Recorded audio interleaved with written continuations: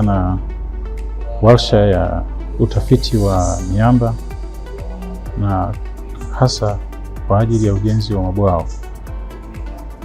Kama unavyofahamu, bwawa ni moja ya miundombinu muhimu sana katika shughuli za umwagiliaji, na uimara wa bwawa ndio uhakika wa miundombinu huo kwa ajili ya kutoa huduma ya kuhifadhi maji ya umwagiliaji. Na ili kufikia sasa lengo la kupata bwawa ambalo ni imara lakini lenye kudumu kwa muda ambao umesanifiwa ambao ni zaidi ya miaka 50, swala la utafiti wa eneo tunaloenda kujenga ni la muhimu sana.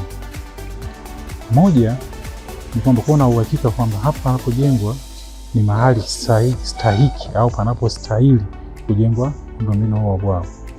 Hilo la kwanza. Hilo la pili, kuwa na uhakika kwamba maji yatakayokuwa yamehifadhiwa yatatoka tu kwa utaratibu ambao uliokubalika, yaani kupitia zile intake chambers kwa ajili ya kwenda sehemu ambayo ni kwa ajili ya umwagiliaji. Lakini la mwisho ni kwamba kuwa na uhakika kwamba bwawa hili ni imara na maji yaliyohifadhiwa hayawezi kuleta madhara kwa watumiaji wengine au kwa wakazi wa eneo fulani. Tunafahamu kwamba bwawa linaweza kupata athari za kukatika au kupasuka, lakini pia bwawa linaweza kuathirika kwa kuvujisha maji yaliyohifadhiwa, na kuna ushahidi wa mabwawa mbalimbali. Lakini pia bwawa linaweza likajaa kabla ya muda wake unaostahili kwa ajili ya matumizi.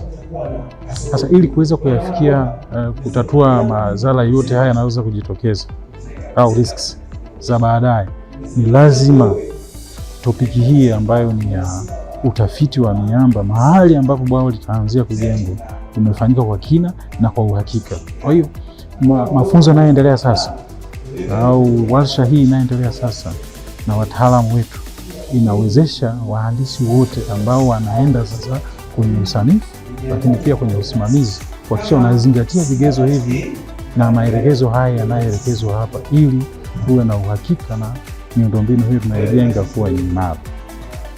Kwani kwenye miradi mbalimbali tunakutana na changamoto ambazo saa nyingine tunakuwa kama hatuna uzoefu kwenye miradi. Mfano, nina mradi wangu wa Itete. Kule kuna changamoto ambazo nilikuwa nakutana nazo ambazo pia leo kwa kupitia mafunzo haya kuna vitu nimejifunza. Kuna mwanga na upata tofauti na kabla sijaingia kwenye mafunzo haya.